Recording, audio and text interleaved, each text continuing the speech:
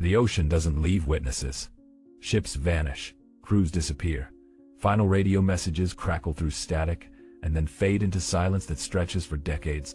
What's terrifying isn't the disappearance itself. It's the gap between the last transmission and the moment search teams arrive to find nothing. Empty water, calm seas, no debris.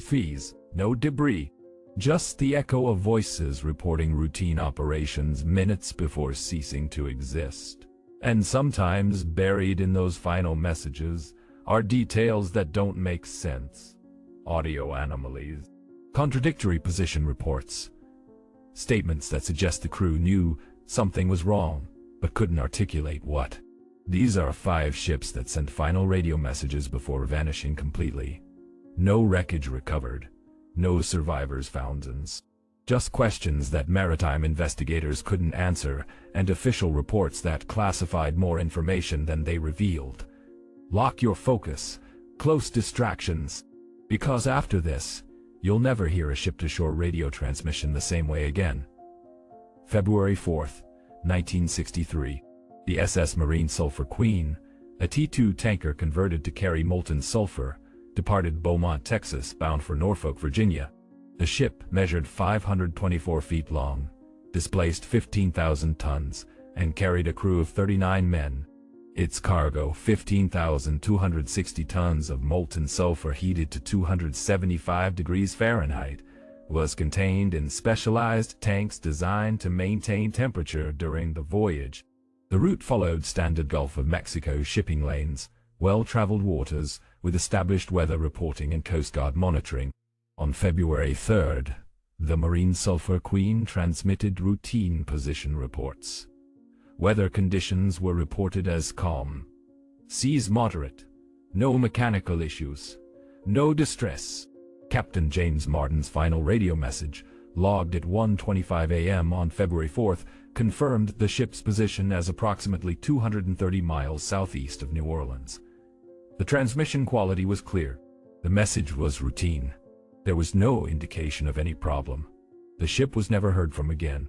When the Marine Sulphur Queen failed to arrive in Norfolk on its scheduled date, the Coast Guard initiated search operations. Aircraft covered thousands of square miles of ocean. Surface vessels swept the ship's projected route. The search continued for 19 days, one of the most extensive maritime searches in Coast Guard history at that time. What they found was almost nothing. A few life jackets, some debris that might have come from the ship or might have been unrelated flotsam, no lifeboats, no bodies, no wreckage substantial enough to indicate what happened. The official investigation, conducted by the Coast Guard Marine Board of Investigation, produced a report in 1964. The conclusion was vague.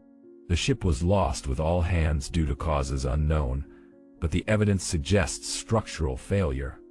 The report noted that the Marine Sulphur Queen had a history of cracks in the hull, that carrying molten sulfur created extreme thermal stress, and that the ship might have experienced catastrophic structural failure that caused it to sink rapidly before the crew could launch lifeboats or send a distress call.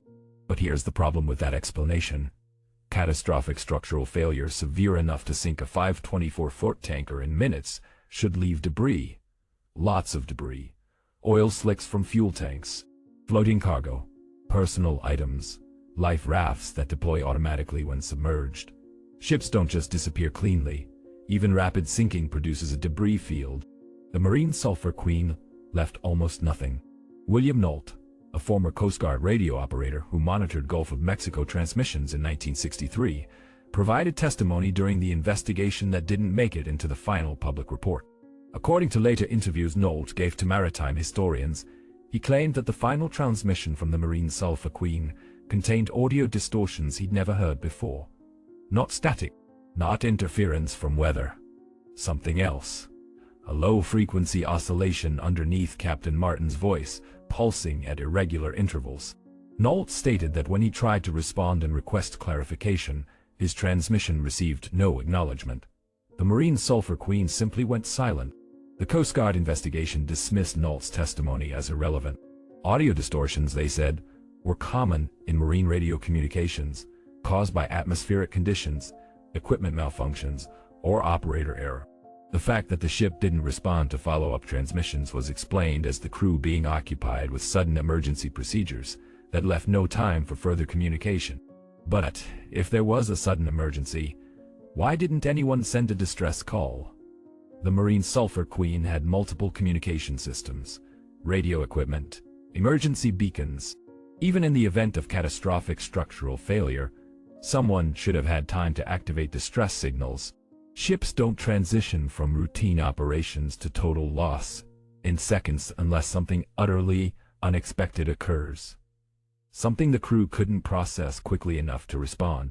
The investigation was officially closed in 1964. The report was classified and not released to the public until 1987, 23 years later. When maritime historians finally accessed the full documentation, they found pages redacted, technical sections removed, witness testimonies summarized rather than presented verbatim. The impression was clear. Whatever the Coast Guard concluded about the Marine Sulphur Queen's disappearance, they didn't want full details publicly available. Families of the crew members filed lawsuits. Some were settled out of court. Others were dismissed on grounds that the ship's loss was an unavoidable maritime casualty, an inherent risk of ocean travel for which no specific party could be held liable. 39 men gone. Families left without answers, and a 15,000-ton ship erased from the ocean as if it never existed. That's the first ship. 4 more to go. December 1967. The SS Poet, a 520-foot cargo vessel owned by Hawaiian Eugenie Corporation, departed Philadelphia carrying 13,500 tons of yellow corn bound for Port Said, Egypt. The ship was relatively modern, built in 1944, but refitted with updated navigation and communication equipment. The crew numbered 34, experienced merchant mariners familiar with Atlantic crossings. Weather forecasts showed a developing storm system along the route, but nothing severe enough to delay departure. The Poet was built to handle rough seas. The last confirmed radio contact occurred on October 24, 1980. When the ship transmitted a routine position report placing it approximately 250 miles northeast of Cape Hatteras, North Carolina. The message reported rough weather but no emergencies. The crew acknowledged the storm conditions and confirmed they were proceeding on course. That was the last transmission. When the Poet failed to arrive in Egypt, the Coast Guard launched search operations. Nothing was found. No debris, no oil slicks, no emergency beacons. A 520-foot cargo ship carrying 34 people and 13,500 tons of corn simply vanished somewhere in the Atlantic Ocean, between North Carolina and the Azores. The official investigation concluded that the ship likely sank during the storm, possibly due to cargo shift, hatch failure, or structural damage from heavy seas. But no physical evidence was ever recovered to support that conclusion. Here's what makes the Poet's disappearance unusual. The storm that passed through the area, while severe, was not exceptional. Other ships transited the same region during the same period and reported challenging but manageable conditions. None encountered situations severe enough to cause catastrophic failure. The Poet was a robust vessel, well-maintained, with an experienced crew. For it to sink without sending a distress call, without deploying life rafts, without leaving any trace, requires a sequence of events so rapid and overwhelming that the crew had no time to react. Nautical engineer Richard Morrison, who consulted on the Coast Guard investigation, later stated in an interview that the most likely scenario was a rogue wave. An unusually large wave, possibly 70 to 80 feet tall, striking the ship broadside, overwhelming the hull integrity, and sinking the vessel in minutes. Rogue waves are rare but documented phenomena. They can appear suddenly in storm conditions, towering walls of water that exceed the surrounding sea state by a factor of 2 or more. A ship hit by a rogue wave can capsize or break apart before the crew realizes what's happening. But that's speculation. No evidence confirms a rogue wave struck the Poet. It's simply the most plausible explanation for a ship vanishing without trace during a storm. The problem is, plausible doesn't mean proven. And families of the crew wanted more than theories. They wanted wreckage, bodies, confirmation, something to provide closure. They got nothing. The poet remains listed as lost with all hands, cause unknown. The official report was completed in 1982. Unlike the Marine Sulphur Queen, this one wasn't classified. But it also didn't provide answers. Just technical analysis, weather data, and the conclusion that the ship sank somewhere in the Atlantic for reasons that cannot be determined without physical evidence. Third ship. October 1988. The MV Derbyshire, a 975-foot bulk ore carrier, the largest British ship lost at sea in peacetime, departed Septiles, Quebec, carrying 157,446 tons of iron ore concentrate bound for Kawasaki, Japan. The ship was massive, nearly 3 football fields long, crew of 44, built in 1976 with modern safety equipment and communication systems. The route took the Derbyshire south through the Atlantic, around the Cape of Good Hope, and across the Indian Ocean. On September 9, 1980, while transiting south of Okinawa, the Derbyshire encountered Typhoon Orchid, a powerful tropical cyclone with sustained winds exceeding 100 miles per hour and seas estimated at 40 to 50 feet. The ship's final radio message, transmitted at 1:00 a.m. on September 11th, reported the vessel's position and acknowledged rough weather conditions. The message was routine. No distress was routine. No requests for assistance, just standard position reporting. The Derbyshire was never heard from again. When the ship failed to arrive in Kawasaki, search operations commenced. Japanese Coast Guard aircraft covered the area. Surface vessels swept the projected route. They found debris, small pieces confirmed to be from the Derbyshire, a few life jackets, personal items, but no major wreckage, no bodies, and critically, no emergency beacons activated. The Derbyshire carried multiple emergency position indicating radio beacons designed to automatically deploy when submerged. None transmitted. The official British inquiry concluded in 1987 that the Derbyshire sank due to catastrophic structural failure caused by typhoon conditions. The ship, heavily loaded with dense iron ore, likely took on water through damaged hatch covers, lost stability, and sank rapidly. The report emphasized that bulk carriers loaded with ore have minimal freeboard, meaning the deck sits low in the water. If hatch covers fail during a storm, flooding occurs quickly, and the ship can capsize or sink within minutes. But families of the crew weren't satisfied. They pointed out that the Derbyshire was a relatively new ship, well-maintained, inspected regularly, and equipped with safety systems specifically designed to prevent the kind of catastrophic failure described in the report. They demanded a more thorough investigation. It took 14 years, but in 1994, a privately funded deep-sea expedition located the wreckage of the Derbyshire. The ship was found resting in 2 sections on the ocean floor, approximately 4,000 meters deep, south of Okinawa. Remotely operated vehicles surveyed the wreckage and recovered physical evidence. What they found contradicted parts of the original investigation. The Derbyshire's bow section showed evidence of structural failure, but not the kind expected from simple hatch cover damage. The hull had fractured in ways consistent with extreme stress concentrated at specific points, suggesting the ship experienced forces beyond normal storm loading. Some marine engineers who analyzed the wreckage proposed that the Derbyshire encountered a series of rogue waves in quick succession, each impact compounding structural damage until critical failure occurred. The revised inquiry, completed in 2000, acknowledged deficiencies in the original investigation and updated conclusions based on wreckage analysis. But it still couldn't explain why no distress call was sent, why no emergency beacons activated, why a modern ship with experienced crew transitioned from routine operations to total loss without any indication that catastrophe was imminent. Captain's log entries recovered from the wreckage, preserved in waterproof containers, showed no concerns about the ship's condition. The final entry, written hours before the Derbyshire sank, described typhoon conditions as challenging but manageable. There was no mention of structural problems, flooding, or any emergency situation. And then, The ship ceased to exist. 44 people lost. Families left waiting 14 years before even knowing where the wreckage lay.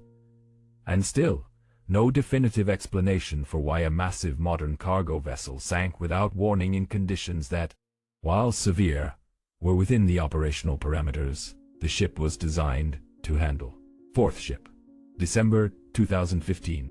The SS El Faro, a 790-foot cargo ship, departed Jacksonville, Florida, bound for San Juan, Puerto Rico.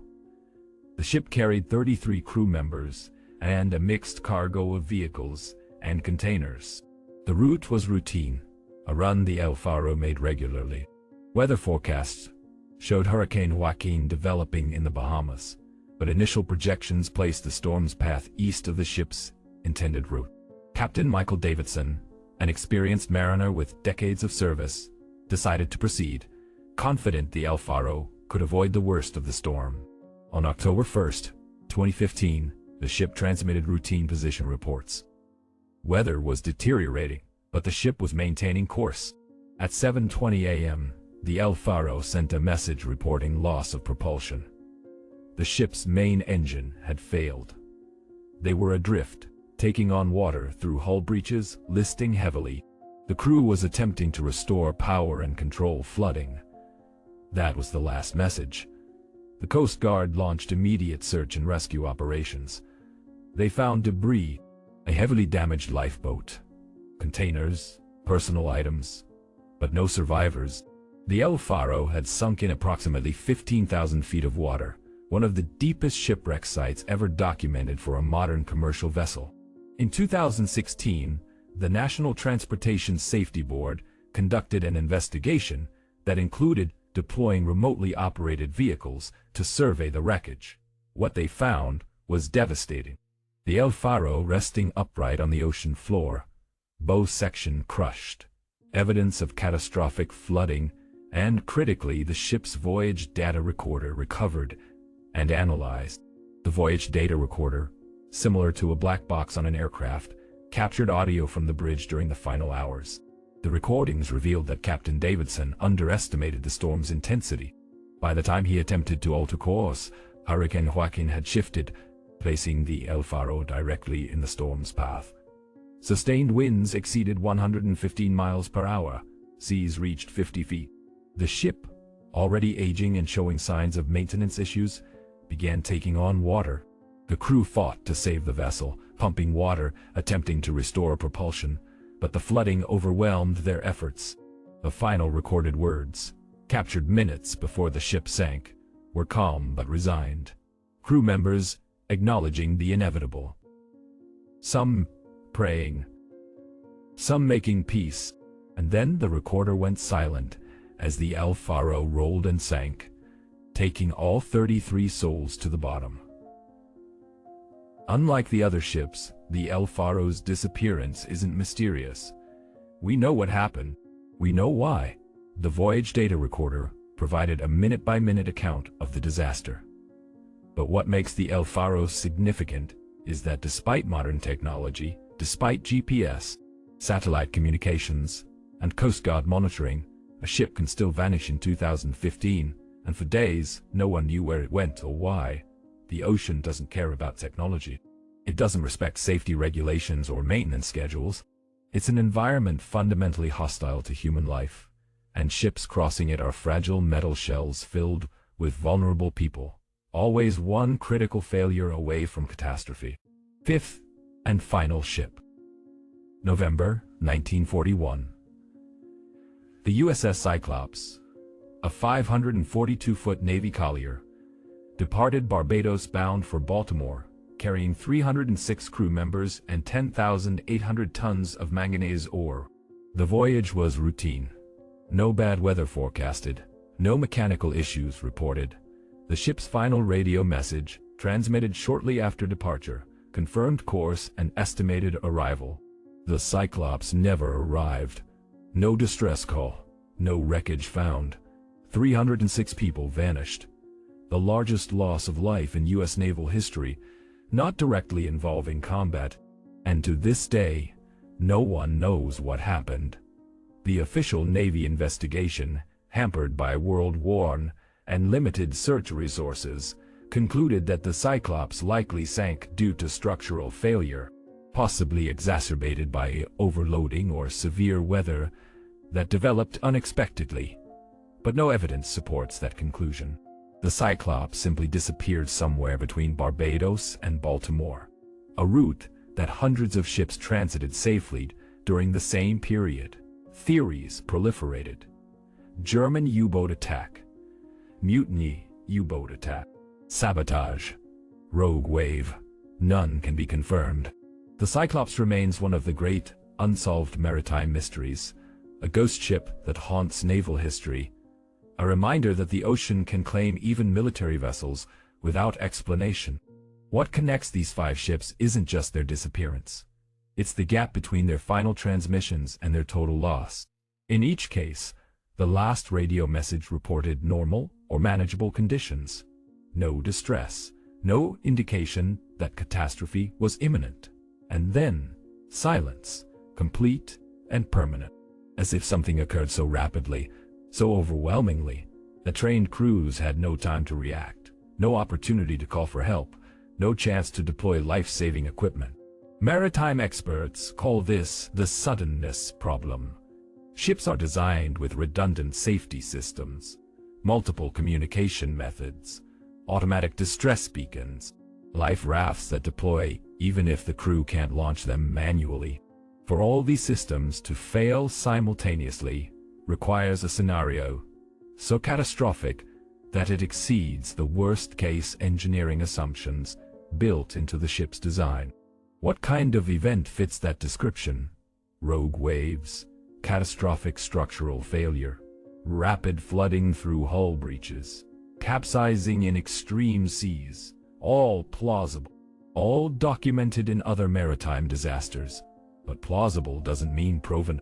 And in the absence of physical evidence, these explanations remain theories, educated guesses about what might have happened based on what we know about how ships fail. The families of the lost crews deserve more than theories. They deserve answers. But the ocean rarely provides them. It keeps its secrets locked beneath pressure and darkness, in depths where human bodies cannot survive, where wreckage rests for decades or centuries before technology advances enough to find it. If you made it this far, thank you. Leave a like if these maritime mysteries stayed with you. Tell us in the comments which ship's disappearance you find most haunting. And subscribe to keep exploring the evidence that challenges our understanding of what's possible. Because the ocean is vast, ships still vanish, and final radio messages still echo across empty water, unanswered questions transmitted into silence. Some voices don't get responses, they just fade into static and wait.